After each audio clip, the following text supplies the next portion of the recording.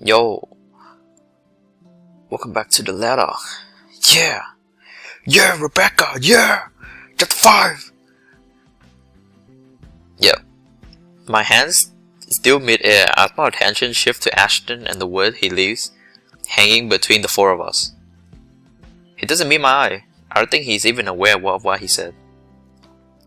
But the meaning in each syllable alone is clear. And they echo. They sting. They burn. I'm sorry. Saw her? Yeah, they arrived together. Bella looked fine to me then. I don't know. Of course. Why else would Isabella leave on her own after being told to stay poor? After that little chat about money this morning? Something close to silence for while I mull over their words, both what's already been said and what's left unspoken. When I do find my voice, it only reeks with nothing but bitter, unpleasant thoughts. Thoughts I quickly stamp out before they surface. Thoughts I hide best I can in the deepest part of my mind, locking it away for no one to see. Oh, that's good. At least she didn't have to travel alone, right? At least. Good. Yeah, try as I might, green-eyed monster easily rears its ugly head. Like it always does every time his gaze lingers a second longer. Every time he smiles in a manner far too gentle, far too sincere, whenever he thinks no one can see. Every time my mind suggests his words mean more than they should. Even small little things. Despite what he says, despite his tone. Look, you guys. For all I know, it may just be the same kind of fondness born from friendship. Maybe I'm simply overthinking that he often tells me. Or maybe there is really something there. But in this short display of impatience, I know the whole of it, just for sure.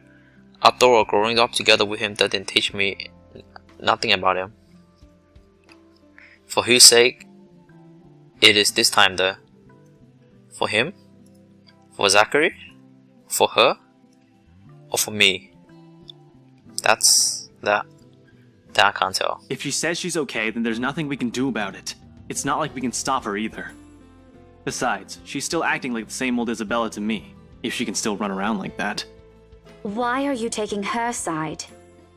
I'm not. But if she wants to watch Zach's movie with us, I'm not going to stop her. She's probably the one looking forward to it the most. Ash, that's...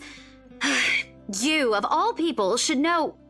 Tell you what, if I notice something amiss with her, I'll take her to the nearest hospital myself. Is that good enough for you? My mouth opens and snaps shut almost quickly, forming a thin, hard line instead. I can't respond, not because there's nothing to say. On the contrary, there's plenty, so many things I can use to reason and get him to agree. But because he speaks with such certainty, with such reassurance, it feels like there isn't even a choice. I can give him a long deep breath and a reluctant nod in the face of it. Before I can get a grip myself and my own weakness, the mood immediately shifts and I'm being tackled into a hug. Thanks, Becca! It's always been you with him, isn't it? Did you say something? Me? Nothing. Don't mind me. A lie, obviously. What else can it be? Each and every smile, a tiny effort to keep things as they are, or so I tell myself. Little do I know, this is merely preamble. It starts out quiet, without fanfare, amidst friendly jibes, and harmless teasing, with its scrap of paper fluttering harmlessly to the ground. This again. One looks suspicious like a cheap Halloween prank, no matter how you look at it. Yet despite how ludicrous it all is, Isabella stubbornly insists, as if all our whole life depends on acknowledging the truth in her story. Does she even realize how absurd she sounds now? Crivens. Even my students went fall for this. Isabella, aren't you taking this a bit too far? She doesn't give me time to regret nor think over my choice of words. From there, it escalates, growing to an argument too petty to even for our standards as adults. Before we know it, one after another, harsh, grating words are being spoken. It's not a joke! Will you guys listen to me first? I saw something in the house earlier. It stood right in front of me. If I hadn't gotten away, that thing might have... Right. And in broad daylight, Isabella. Typically, I don't believe in this stuff, but even someone gullible would find the logic in that screwed up. There's also no way in hell that this supernatural shit you're talking about is true. But it's real! What do you think I saw? A hallucination? A delusion? Didn't you say you fell down some stairs? So maybe Rebecca's right. It happened after, when I was trying to get away. I almost got stuck in the same room with that thing. We're all in danger. I thought you were my friends. Why don't you believe me? But someone has to be patient in all this. And however my own has already been frayed earlier, there's no one else. Who else can deal with something selfishly acting like a kid? Every other time it has to be me. We are, and you know that.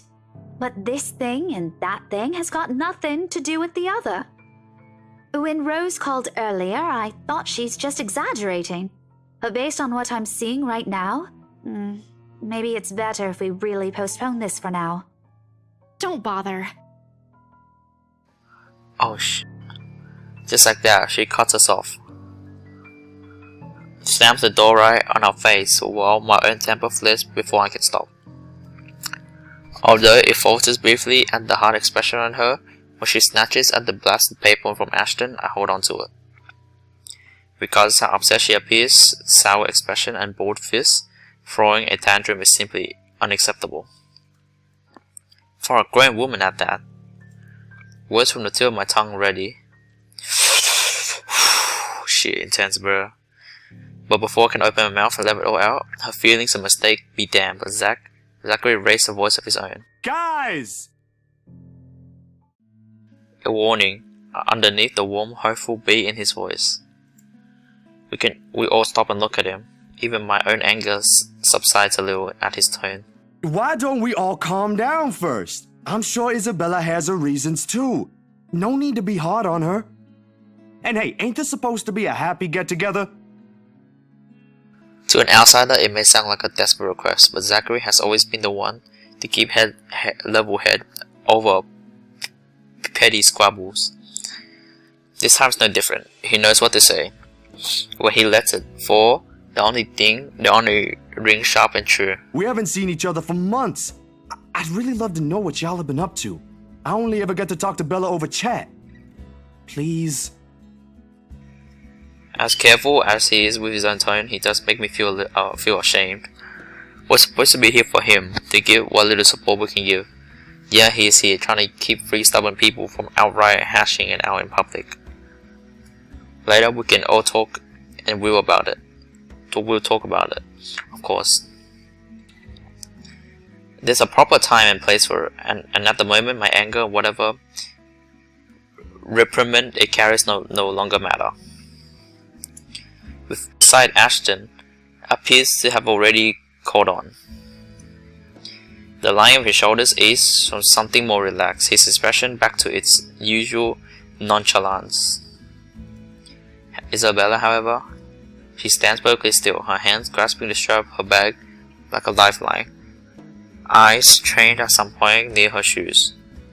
There's no anger in her face, just undeniable hurt. She's never been good at hiding what she thinks, always the open book, always the one to wear her heart out in the open. When she looks up, her answer is also as simple. If we keep arguing here, we're going to miss the first few minutes. Her lips are curled in a smile, though lacking both usual brightness and glee, it's a smile nonetheless. I've seen it countless of times. It's the very same one she would show when she knows she has no other choice, or simply when things get tough for her. But despite everything I already know about her, it still catches me off guard. In all honesty, I expected her to run and balk at the first sign of losing this time. I wouldn't even be surprised. At 26, she's the youngest among all of us, less experienced, less accustomed to dealing with trivial quarrels like this. Yet here she is, holding herself and coping with her like how she would with the manner of concerning her family. Outside that, to me, she has always been this childish, naive, and watching the opposite play right out. Somehow, I find it difficult to wrap my head around it. Alright, that's the Isabella I know. Oh, good. I thought for sure you were going to cry. But I envy her. What was that for? Stop calling me a crybaby! I'm not one! Aw, don't cry. Stop it! I envy her spirit, her warmth, her cheer, the shine in her eyes when she looks at the world, how everything simply falls back into pleasant, lively rhythm with her around, how easily, tightly she fits into our lives. Even without the bonds, only long years could forge. Like a lost piece, a puzzle despite her jagged edge. How she draws people to her with ease.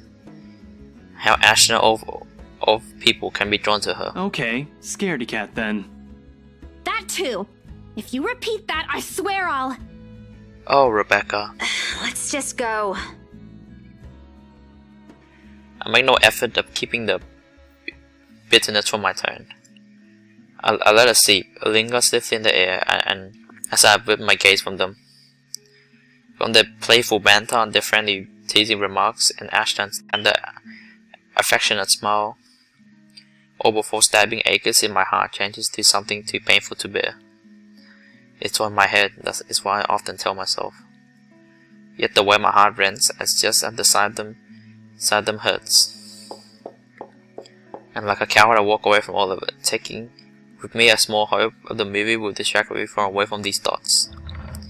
Because like this, it's easy to find something to hate in her. Thus, as we were given a night where we leave the film fest. Unfortunately, it does nothing to improve my mood like I'm hoping. Neither does the muggy air that greets us among stepping back into the noisy street. Too busy. Too loud.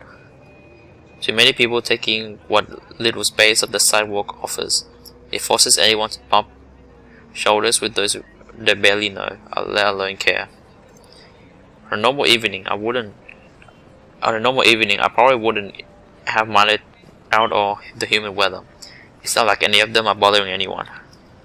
And yet, even with that admittedly pleasant company, I can't bring myself to lighten up. So you got some other time? Yeah, see ya! Not even to return the smile to Ashton and Zachary gives us when we will go our separate ways. Perhaps they started with Miss Cooper's call earlier than that, maybe even the moment I left bed this morning.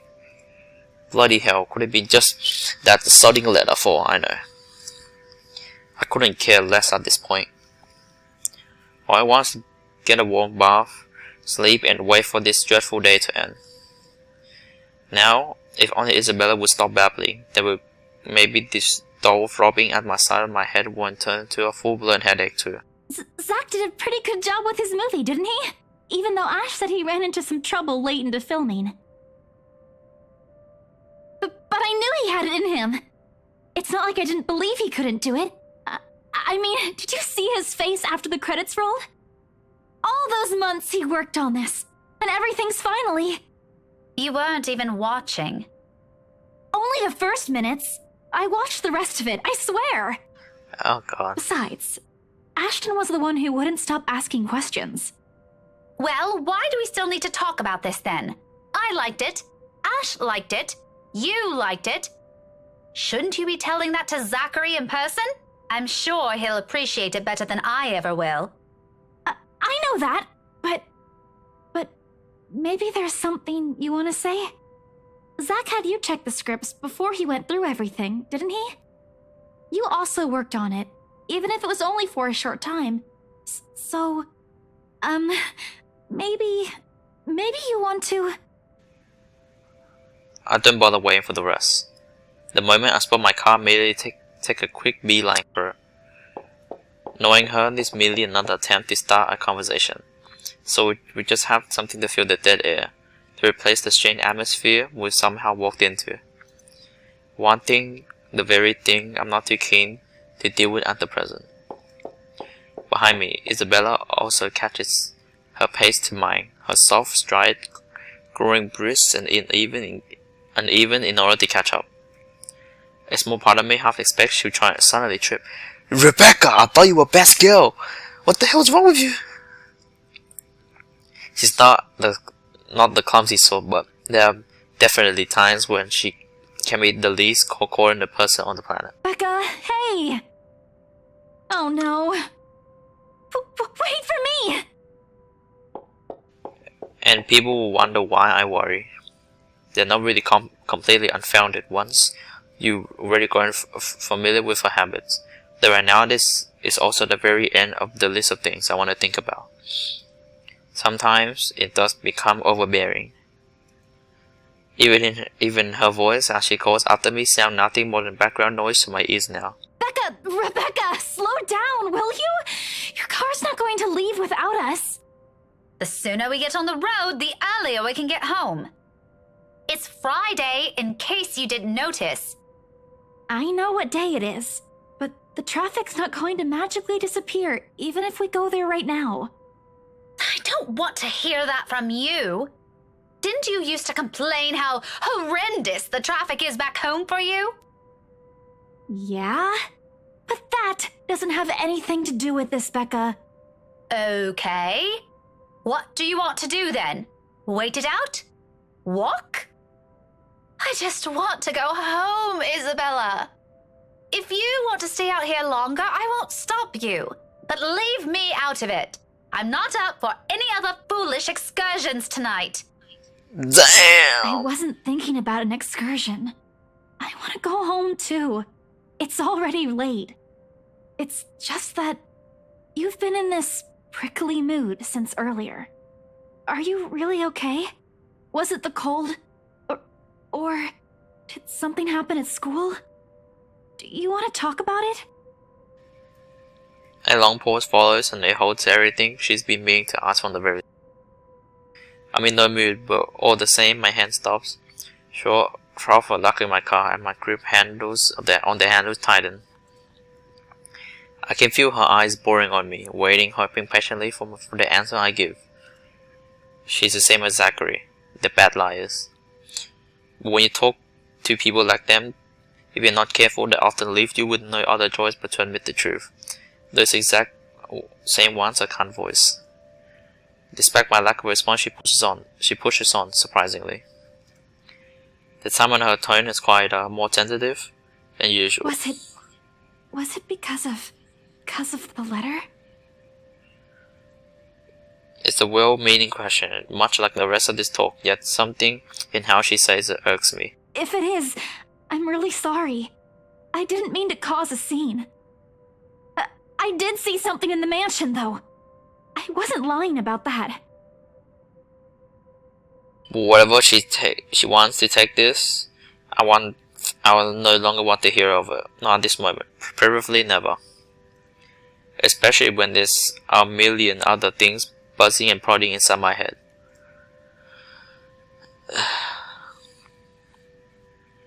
Come on, I don't want to be mean to her. And during the open house, even if there were a lot of people around, there were weird things happening. I don't know if there was anyone else who noticed, but I heard things. I'm sure it wasn't because I fell down the stairs. Even before that, in the attic, Isabella. Yeah? I paused, thought I won't let it last. I want to give myself a small window to breathe before I lay down words between us, as much restraint my patience allow. which is not much after everything. I currently hope Isabella would simply take them as they are. She can be stubborn as a mule when she wants to be. This kind of conversation tonight. Look, it's been a long day. I think this cold also caught up with me, and I'm really exhausted. Can we talk about this some other time? She blinks. Although disappointed flash momentarily in her face, she gives me a curt nod. A relief enough for me, perhaps the first time I genuinely feel it today. As unpleasant as this day has been, seeing something go the way I've anticipated takes the edge out of it. Even if lying through my teeth has to go with it. Oh, alright. You should have just said so. I told you should have taken a full week off. Were you able to get the meds I brought you, though? Do you need anything? I could drop by the pharmacy for you. Yeah, no need to fuss. A good night's sleep is all I need. I've been busy the whole day. I guess I should have listened to you and taken it easy. But we have exams to prepare for. It's one or the other, you know? I knew it! Here I thought you were just upset about something. Even Ash looked a little bit worried about you. It's fine. Let's just head home, okay? I'll make it up to you next time. Call me out to lunch or wherever, just... not right now. Okay, but should you be driving? If you want, I can call a taxi for us. You'll hate paying the extra fees, but you'll be able to get some rest on the way home. No, don't call a cab. I can manage driving at least.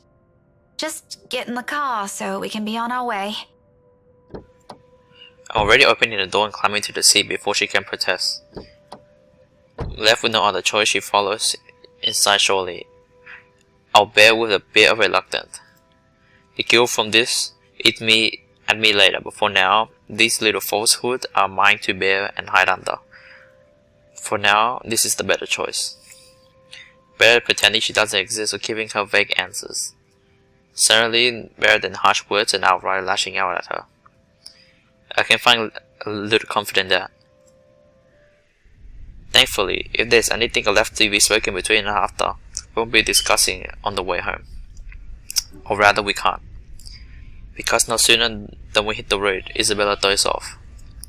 Despite my foul mood, I end up suppressing a laughter once the first sound of her breathing fills my car. Mama? What the fuck? Not your mom, Isabella.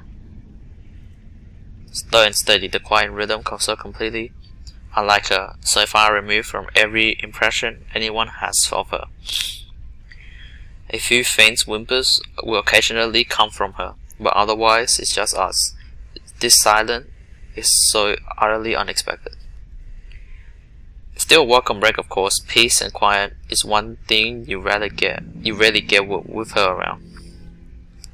Yet it's nowhere near comforting. It's merely lends the air with this strange clarity. Every little sound, every moment more palpable. With it comes the unease. And just the surprise hit me, almost comical if this were a different situation. In my haste, I accidentally dislodged my mobile from the seat on the dashboard when I swiped on the screen. Since grabbing blindly for my other hand while keeping a steady eye on the road ahead. Holy shit.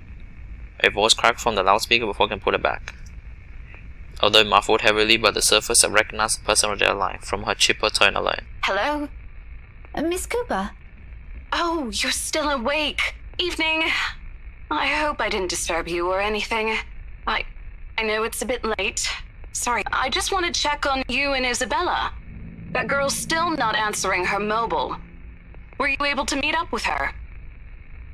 Yes. She's with me. We're on our way home. Hello? What was that again? I can't hear you properly. Sorry. Let me just fix this dumb phone.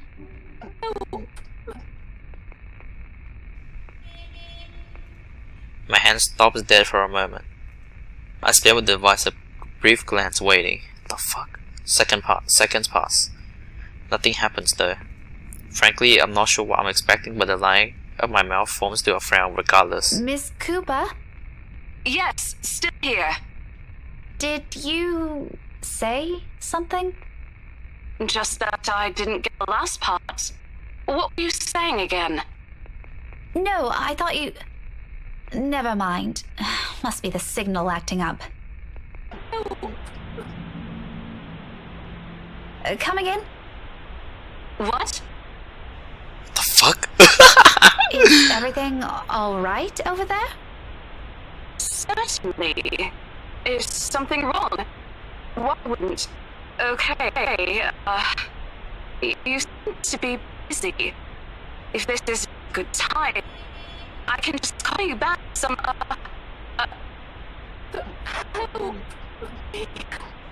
What the fuck? I have to make a conscious effort not to panic right then and there. Although my tight hold onto steering the steering wheel tell a different story altogether. Miss Cooper? Rose? Hey, Rose! Are you still there? A burst of static answers me and maybe this lapsed entirely because of exhaustion. It's been a long day and I haven't fully recovered from last week's bout of flu, contrary to what I've been telling people. Though perhaps I've been paying close attention to it, and had I not been so occupied with other thoughts, so I probably would have noticed earlier that it never came from my phone, but someone right behind me. Oh please no. Yo, what the fuck? Oh, time slows to crawl. Looking up is a mistake. First thing I see is a face, gassy shade, every inch of battered, bruised, and bloodied. Even in darkness, please don't crash the car. The world passing by a blur of light outside, I can still make it out in the wind. Blood oozes from it, little trails of crimson running down its face, glistening under what little light there is. But it's seen in his eyes that it catches mine. The quiet plea, the anguish, the desperation of them. More than its hideous features and awful stench of gore now circling the air. The try as I might, I can't bring myself away to look. As my lip contour it into a horrific smile. Even as a sharp, harsh noise pierced the air and silence around us. Rebecca! Yo! Car! Eyes on the road! Against everything, I've been constantly reminding myself. I close my eyes. Don't crash, please, don't crash. It's a brief moment. A short vivid second of muscle memory instinct completely taken over. And if I didn't allow my hand to move, my feet didn't hit the brake exact second, I might have. Isabel, now I don't. No. I shake the notion away before I lose myself. Right now, it's an ugly line of thought I refuse to venture into. Not when breathing is struggle and every ounce of strength has been totally changed from my body. What's definite, what Isabella's panic voice still beside me rings in my ears. We're alive. We're safe. That's all that matters. Thank God. But not letting her look at the face when I finally open my eyes. All gone. I expected stains, little telling marks and creases on the cover shows me that sad knot a second ago. Whatever it is, it left nothing but a single trace. Though courage is a hard thing not to get at this point, I take what little of it reminds me in the backseat. Even there, there's none. Was there something in there in the first place? With how empty it is, I'm beginning to doubt. This stupid flu again. I need a long rest after this. My hand falls uselessly to my side, numb from how my grip on the wheels has gone, yet still trembling from an unexpected rush of adrenaline. Against my ears, my heart still pounds in erratic rhythm, and my breath hasn't slowed down. But words has already tightened itself right, waiting for me. Little by little, seconds after seconds, I sit there motionless, and colors begin to seep back around me. Phew, along with that, the sound and the voice no longer in distinct ringing it was earlier. Rebecca? Becca, are you okay? Answer me, will you? You're scaring me. You know what? I think we should just call a taxi since... Can you keep it down? Strange, harsh, and completely unintentional. But the heat prickling at the back of my eyes and the mouse dropping at my temple, I could honestly do with a little silence right now. Keep it down? We almost crashed, Becca. I know what happened. It was a lapse. I'm sorry. A lapse? You call that a lapse? Becca, I really don't want to end up a mangled mess on the side of the road, or a mangled mess anywhere. All I'm asking, if the time ever comes, which I hope isn't right now, is a peaceful death. Give that one to me at least. Not that I'm asking for it, but please. Isabella.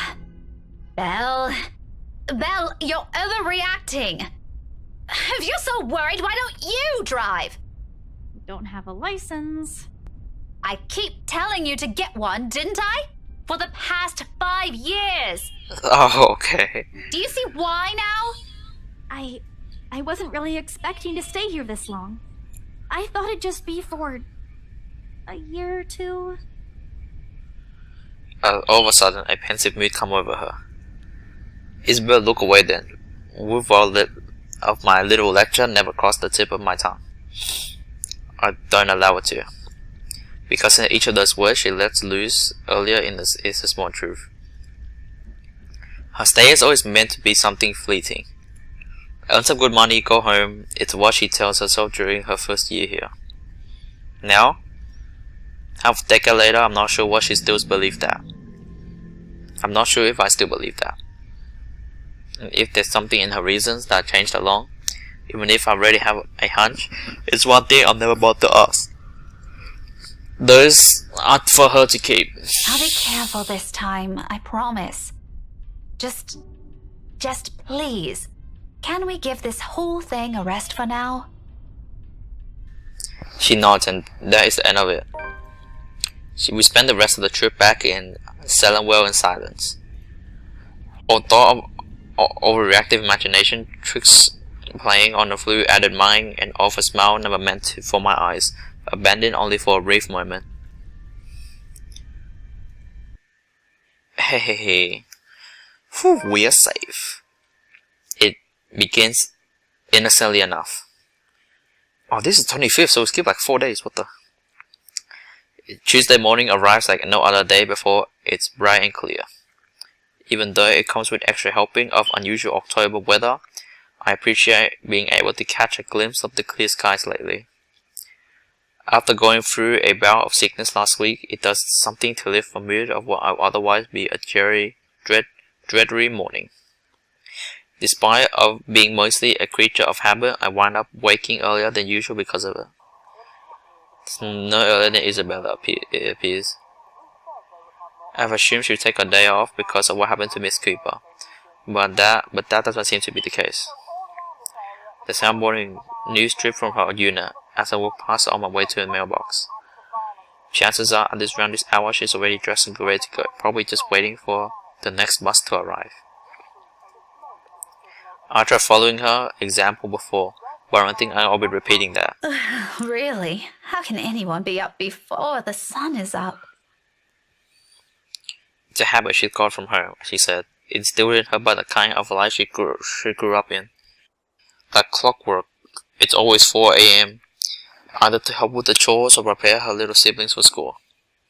It surprised me for the first time. She just didn't look like someone who could.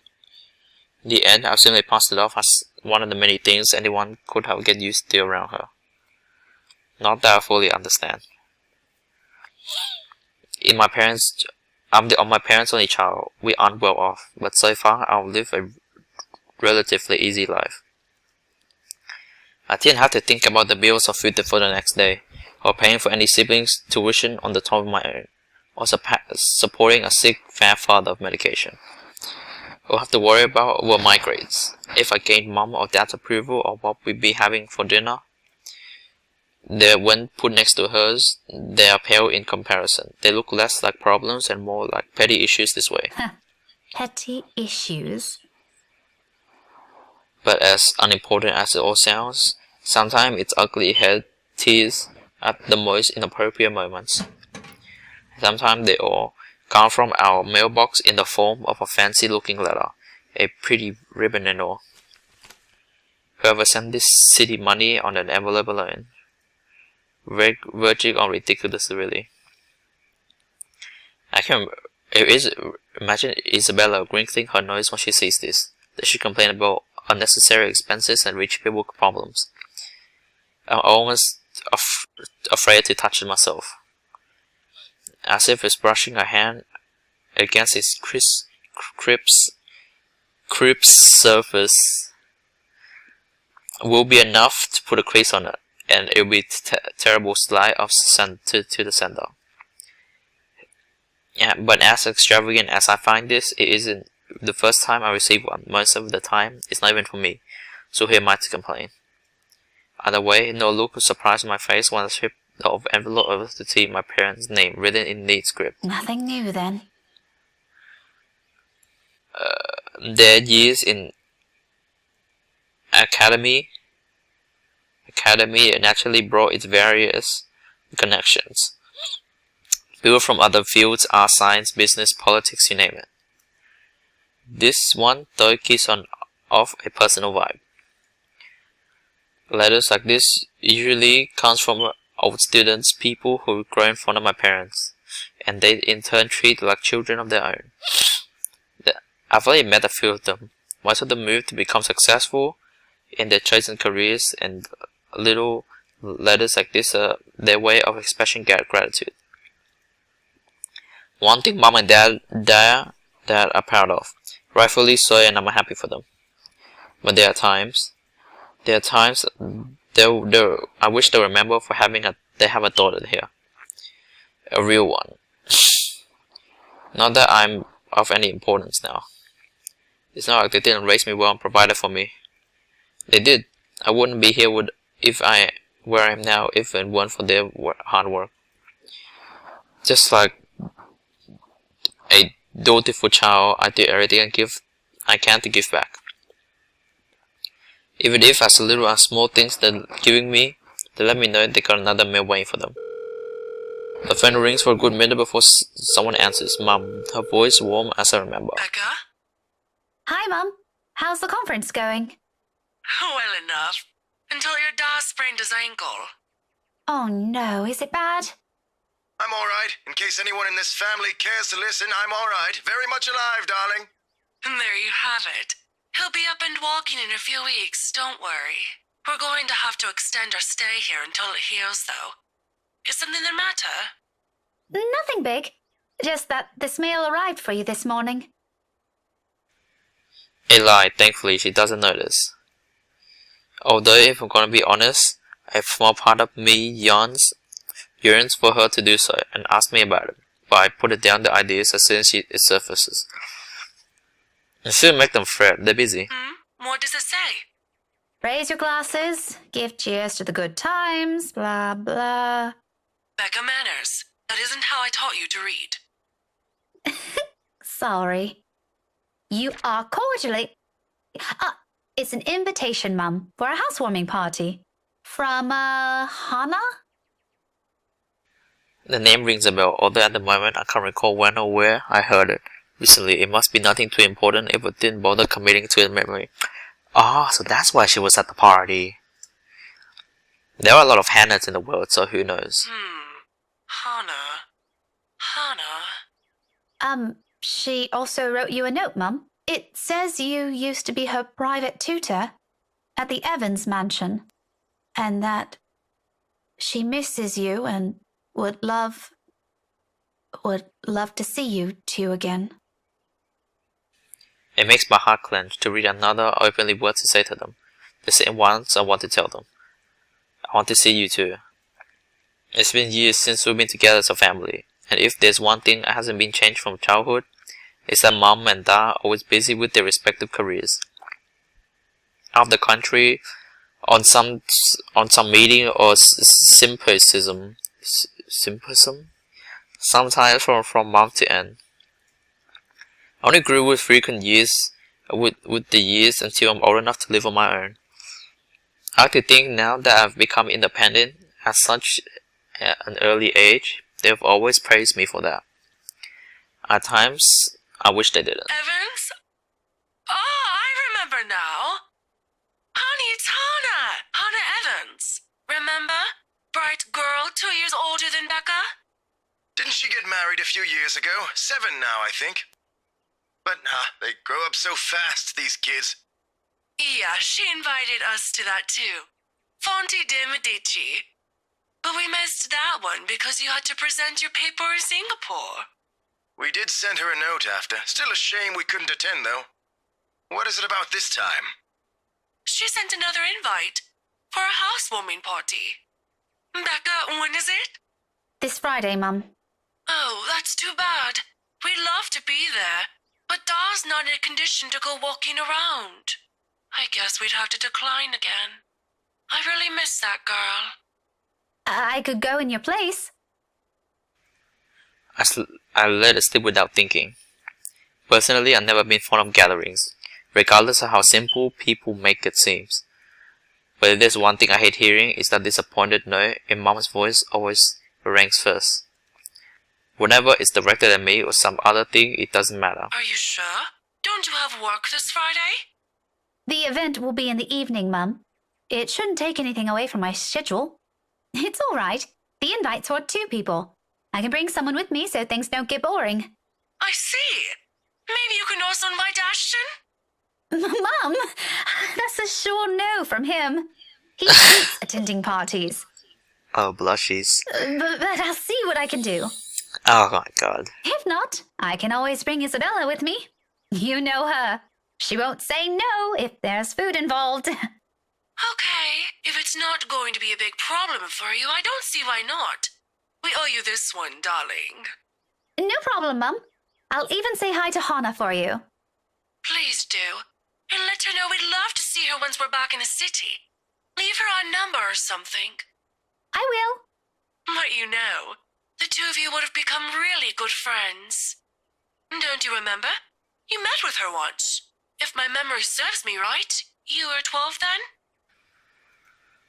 This too, I can't recall. It probably one of these meetings where we only talk for a bit before going our ways. She did leave an impression. I'm pretty sure I would have written it about it somewhere, or at least recognize her name. But it is. As it is, there's only a few people I remember clearly from my life now. My life is Ashton and Mandy. To some extent. Mom must have sensed my confusion because she laughs. Don't push yourself too hard, darling. Really?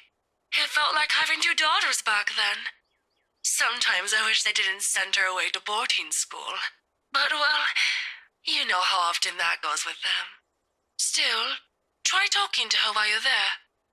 We'll see. I'll let you know what happens after. I'm looking forward to it, darling. Take care of yourself. Will do. You too, Mum. Bye. Tell Da to be careful next time.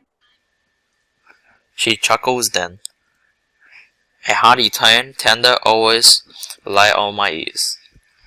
She may be a stern teacher, but this is the part I love the most. The sound of it echoes even as our call comes to an abrupt end, bringing a whiff and memories from so many years ago. When life and responsibilities that accompany adulthood are things far from our minds. If given the chance, I'd love to go back to those. I don't dwell on the shaking. It always assumes the memory forms a clear picture in my head. I've always wondered how Isabella can easily pretend everything is normal over a phone call that bounces back to her usual media after I've seen her do it plenty of times. For me, I just drain whatever energy I have. And with the whole of teaching still ahead of me, I can't afford to look exhausted in front of my students. Even for a wee bit, it's never a good example to set. So with another sigh, I put everything back in my mind and tread it back to my room. The rest of the day waits. 15 minutes later, I'm heading back out, dressed for the day, my car keys in hand. Ordinarily, I don't stop for anything, there's never a need to. That's the beauty of this apartment complex. It's quiet and everyone keeps to themselves. No useless platitude in the morning, no need to wear a smile on your face, unless for other people that are noisy enough to ask. Today, however, morning broadcast still plays from Isabella's room. The brisk of pace slows to a stop. A frown gradually forms my face. She hasn't left. Of course, this is unusual. There are other times when I left when she went earlier than she did, like last Friday before the open house. But those days are few and far between. It only happened in direct circumstances, and though the last part of it might have been an exaggeration. However, with what happened the last few days, maybe today's one. The death of a friend isn't something anyone can brush off, and so someone like Isabella, Isabella's the kind of get attached to people easily. With Zachary, Ashton, and I, that has been the case. I can't imagine what might have been going through right now, especially when the woman was someone she owed a lot, despite their training being brief. I've given her the space the last night in difference, but perhaps today she might be in the proper time to check on her. Oh, whatever. I've still got time anyway. With a light step, I move close to the door. I have hands already poised to knock.